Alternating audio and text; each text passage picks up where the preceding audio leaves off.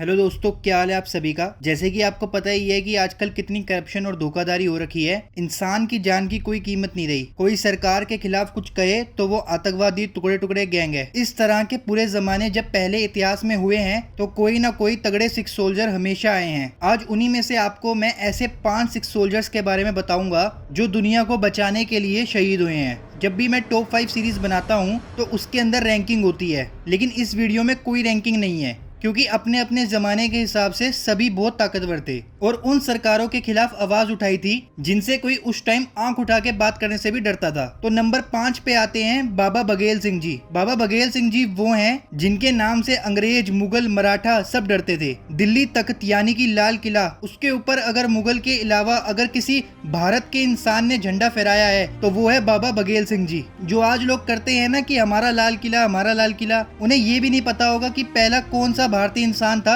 जिसने लाल किले पे झंडा फहराया था। उसके बाद लाल किले के तख्त को घसीटते हुए जस्सा सिंह रामगढ़िया जी और जस्सा सिंह आलूवालिया जी दरबार साहब यानी अमृतसर ले गए थे। नंबर 4 पर है संत जरनैल भिंडरावाले जी। इनके बारे में मैं एक चीज पहले ही क्लियर कर दूं, काफी सारे लोग इनको आतंकवादी कहते हैं और जो लोग कहते हैं अगर मैं उनसे उन्हीं के धर्म का इतिहास पूछूं तो उनको वो भी नहीं पता होगा। उनसे कोई भी चीज पूछ लो कि तुम्हारे धर्म में ये क्यों करते हैं, उनका जवाब होता है माँ बाप ने सिखाया है। अच्छा, फिर माँ बाप से पूछो तो उनका जवाब होता है कि जी हमारे बुजुर्गों ने सिखाया है। कारण नहीं पता किसी को भी, बस करते हैं मतलब भेड़ चाल। आजादी के टाइम पे ये जो गांधी नेहरू हैं, इन्होंने सिखों से डील करी थी कि हमारे साथ अंग्रेजों के खिलाफ जंग में साथ दो, आपका पूरा पंजाब हम आपको दे देंगे। पंजाब पहले बहुत बड़ा था, हरियाणा, दिल्ली सब उसी के अंदर आते थे। पंजाब वो भिंडरावाले जी कोई अलग नहीं मांग रहे थे। पंजाब मतलब इंडिया के अंदर रहते हुए पंजाब जितना पहले था उतना पूरा दोबारा हो जाए, ये डील थी। सिखों ने जाने दी इस देश को बचाने के लिए। जब आजादी मिल गई, अपना काम निकल गया, तो नेहरू गांधी का बयान था वक्त वक्त का फर्क होता है। मतलब समझ रहे हो ना कितना बड़ा धोखा है। उसके बाद संत जरनैल सिंह भिंडरावाले जी आए जिन्होंने टक्कर ली सरकार से। उसके बाद उन्होंने चंडीगढ़ को पंजाब के अंदर करा और काफी सारे हक दिलवाए। वो इतने ताकतवर हो चुके थे कि इंदिरा गांधी उनसे डरने लगी थी कहीं सरकार से ऊपर ना हो जाए। तो नापुंसक सरकार ने नापुंसक आर्मी को टैंक बॉम्ब के साथ धार्मिक स्थान पे हमला करने के लिए भेज दिया। सिर्फ 29 यानी 29 बंदों के लिए टैंक और तोप। हरमंदिर साहब के अंदर रखे हुए ग्रंथ साहब उनको भी जलाया, उनके ऊपर गोलियां मारी और जितनी लाइब्रेरी थी वो सारी जला दी। सिर्फ इतना ही नहीं, आसपास के 27 गुरुद्वारों पर हमला करा, बच्चे मरवा दिए, औरतों का रेप खुलेआम पुलिस वालों ने करा, 14 साल के बच्चों के इनकाउंटर कर दिए। तो अब बताओ, जिसके बाप को मार दिया जाए, माँ का रेप कर दिया जाए, तो क्या वो अपने बाप का बदला नहीं लेगा? अब बताओ कौन आतंकवादी है? वो अमिताभ बच्चन जैसे घटिया इंसान जो कहते हैं खून का बदला खून, या फिर ये 14-14 साल के बच्चे? फिर भी इंडिया का बहुत साथ दिया है सिखों ने। नंबर 3 पे आते हैं हरि सिंह नलवा जी। हरि सिंह नलवा जी पे तो मैंने पूरी वीडियो बनाई हुई है, मैं डिस्क्रिप्शन में लिंक दे दूंगा। हरि सिंह नलवा जी को टाइगर श्रेडर कहते थे, मतलब जो शेर को अपने हाथों से फाड़ दे। एक जगह थी खैबर पास जो कि लुटेरों का गढ़ था, जहाँ से लुटेरे आते थे और भारत को लूट के चले जाते थे। अमेरिका, इंग्लैंड, जर्मनी जैसे बड़े बड़े देश भी खैबर पास पे कब्जा नहीं कर पाए। तब वहाँ हरि सिंह नलवा जी ने कब्जा करके अपना किला बनाया, जिसके बाद वहाँ से कोई लूटने नहीं आ पाता था। अब आप खुद ही सोच लो कि कितने महान थे वो। नंबर 2 पे आते हैं बाबा बंदा सिंह बहादुर जी। बाबा बंदा सिंह बहादुर जी वो हैं जिन्होंने पंजाब के अंदर मुगल राज पूरा खत्म कर दिया था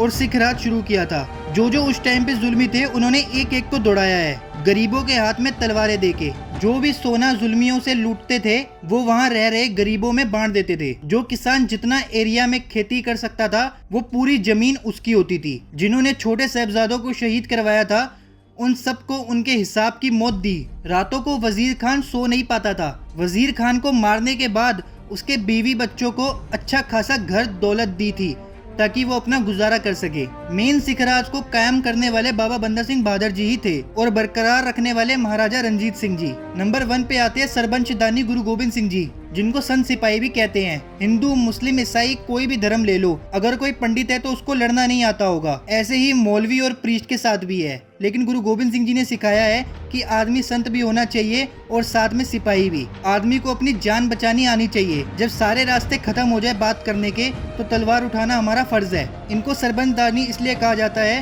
क्योंकि इन्होंने अपना एक एक अंश वार दिया, पिता, बच्चे, माँ सब। और बच्चों को वार के कहा था, इन पुत्रों के शीश पर वार दिए सुत चार, चार मोहे तो क्या हुआ जीवत कई हजार। सतिंदर सरताज की एक गाने की बहुत अच्छी लाइन है, महंगी है कुर्बानी पुलना जायो संत सिपाही दी, दुश्मन भी होवे पावे दस्तार कदे नहीं लाई दी। एक चीज और, दुनिया में काफी सारे लोग वहम फैला रहे हैं कि गुरु गोविंद सिंह जी ने कहा था कि जो मुसलमान का खाना खाएगा या फिर पानी पिएगा तो उसको नरकों में जगह मिलेगी। शर्म आनी चाहिए ऐसे लोगों को जो अपने बच्चों को ये परवरिश देते हैं। खुद तो साले रेसिस्ट हैं और गुरु गोविंद सिंह जी को भी रेसिस्ट बना रहे हैं। ना तो उन्होंने ऐसा कभी कहा था, ना ही कहीं लिखा है। ये मत भूलना कि दरबार साहब की पहली नींव भी एक मुसलमान ने ही रखी थी। लानत है ऐसे रेसिस्ट लोगों पे जो ये बात कहते हैं। उन्होंने कहा था कि जो तुर्क का मांस खाएगा उसके साथ ऐसा होगा। तुर्क का मांस मतलब जो लोग हमें लूटने आते थे, उनसे अगर कोई हमसे गद्दारी करके उनके पैसों से रोटी खाएगा तो उसको नरकों में सजा मिलेगी, क्योंकि वो बेईमानी की रोटी खा रहा है। लोगों को मार के उसके ऊपर जो रोटी खा रहा है उसको ऐसी सजा मिलेगी। तो आज के लिए सिर्फ इतना ही दोस्तों, मैं मिलता हूँ आपको नेक्स्ट वीडियो में।